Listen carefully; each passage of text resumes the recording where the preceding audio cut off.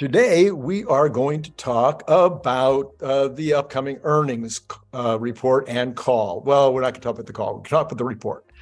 Anyway, everybody likes to dip their finger into the story and put out their suggested results for the earnings report. I'm no different, but I do it way different than anybody else. At least I think so. So let's by the way, if this is interesting to you, if you'd like me to continue to produce these earnings estimates before the calls, please like it, subscribe, hit notify, and then join Patreon. And on Patreon, this will have already been up on Patreon. This video and my spreadsheet will have been up on Patreon for a couple of days before you see this on this video. So if you'd like to be able to see things early, hit Patreon, pay $5 a month or $10 a month or $50 a month. There's three categories, and help support the channel so that I can afford to continue to do this. The advertising revenues are good. I want to be real with you. The advertising revenues are good and getting better, but all by themselves, they don't really pay me what I think I'm worth. So there you go. I'm just being straight with you.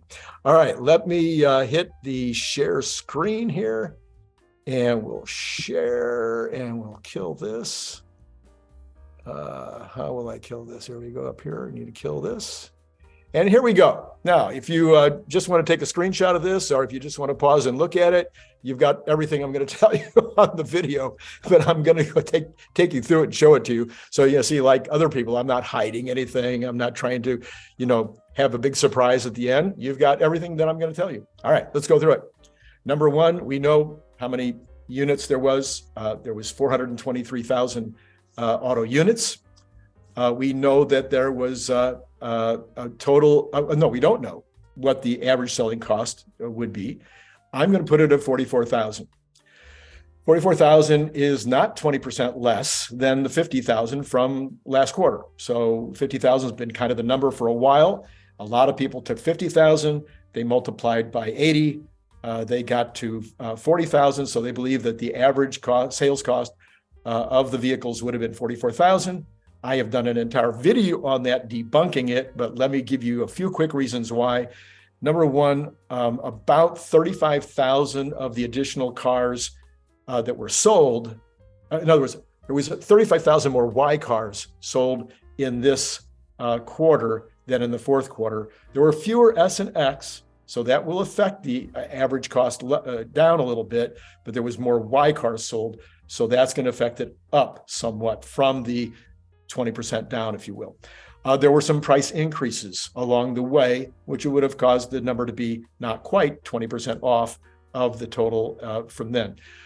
People will have increased, if they could have afforded a $40,000 car and now that car is $34,000, they might move up in model, like from the 3 to the Y. We did see this taking place, or move up within the model, like from a regular range to a long range, or a long range to a performance, or et cetera, et cetera.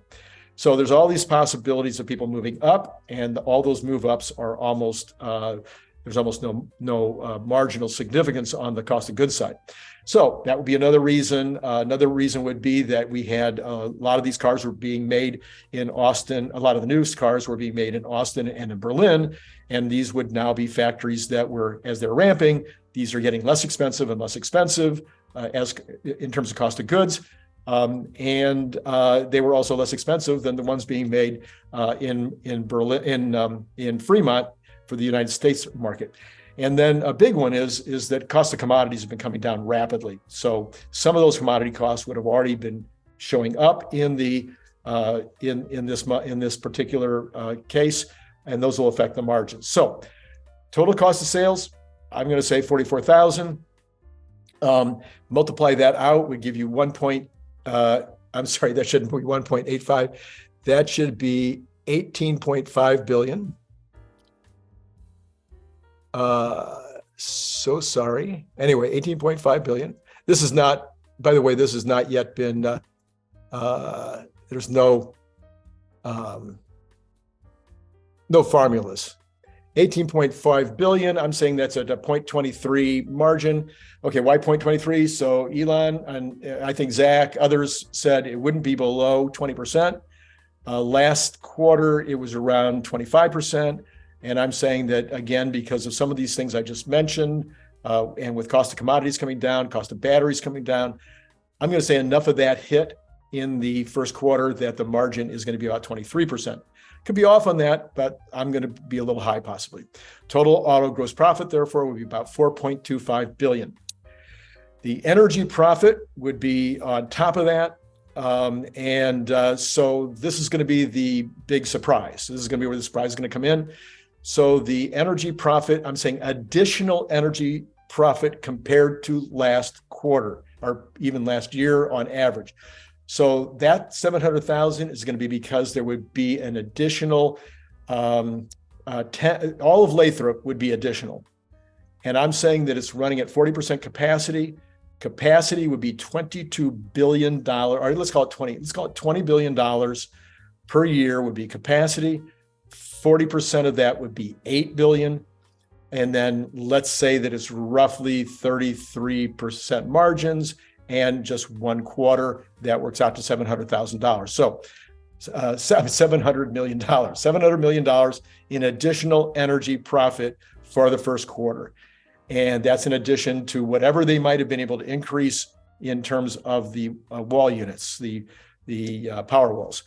So it could be even more than that, but I'm going with 700 million.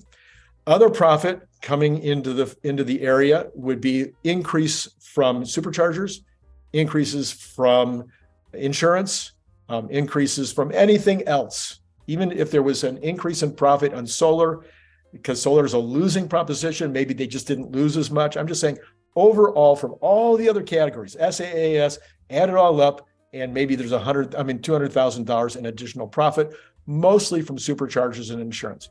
All right. And then IRA, and by the way, I'm just pulling these things from the sky, but it's not completely, it's like, it makes sense. And then IRA, the benefit that's coming to Tesla for putting domestically produced batteries into their energy storage, into their cars, et cetera. I'm just going to say $100 million. I think it might be more than that, but let's just say for the first quarter, it's only 100 million. You add all that up, it would add $1 billion to the total from total auto gross profit and from the total of all of the profit last time. So that would give you a total profit of 5.25 billion. Overhead at 1.7. I'm saying stays the same. That's what overhead was last quarter. That would give you GAAP earnings of 3.55 billion, and that would be an EPS of 1.08 per share. I'm going to stop sharing now. So the street is saying 54 to $1.06, with the average being 85. So $1.08 would definitely be a beat. That would be a nice, solid beat. And would probably give the street a reason to begin to think about energy and also to think that Tesla is able to continue to be in great shape along the way. Now, by the way, the 85-cent average, fine. I'm good with that.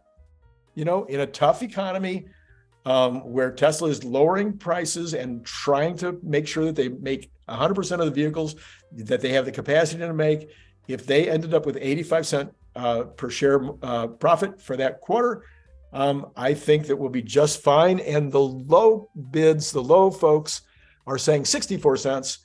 And I got to be honest with you, if they hit 64 cents, yes, the stock will probably go down. It probably break out of the range. Maybe it'd be down to $1.60, $1.50, something like that. I wouldn't like that, except I don't need to sell. If you need to sell, I'm sorry.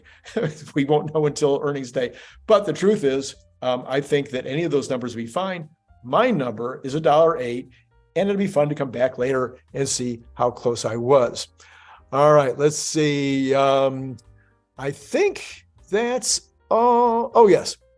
By the way, the energy story is something that I've been talking about now for 7 months, ever since the book came out in October, the Elon Musk mission. And we said in there that energy was going to be the big story. It was going to be the thing that was going to cause Wall Street to finally recognize that Tesla's not just a car company, and that the numbers would start to be coming out of Lathrop, and these numbers would add substantially to the bottom line. This will be my time to face my music, and hopefully in the first quarter, we'll have the results that I've been looking for. It might take till the second quarter because there is a problem. The bookkeeping is kind of odd. Well, it's not odd, it's just normal for any kind of construction. You don't get to take all of the revenues and or the earnings necessarily because you have even delivered it to the location. It may need to be signed off on. It may need to have certifications. There's all kinds of things that may have to happen before you can actually take the revenue and take the profits. So this could slow down the take rate with regard to energy storage. We'll see. Hopefully, I'm hoping that they will explain all that we'll have a new chapter in the earnings report that'll say, okay, here's how we have to take these numbers. Here's when we get to take them. And that's why the number is less. But as we go out into future months, that will become less and less of an issue. So that is my estimate. If you, I'm a simple guy, so it was simple, straightforward. Love to have you come in the comments and say, Randy, where did you get 44? There's no way. Come in the comments, tell me it's no way going to be 23% margins. Anyway, let me know what you think, or tell me that I'm too low. Maybe it's going to be way higher. I'd love to hear your thoughts. This is Randy Kirk. As you know, and as always, it's been great talking to you. Click the link below to get your paperback, Kindle, or audiobook now.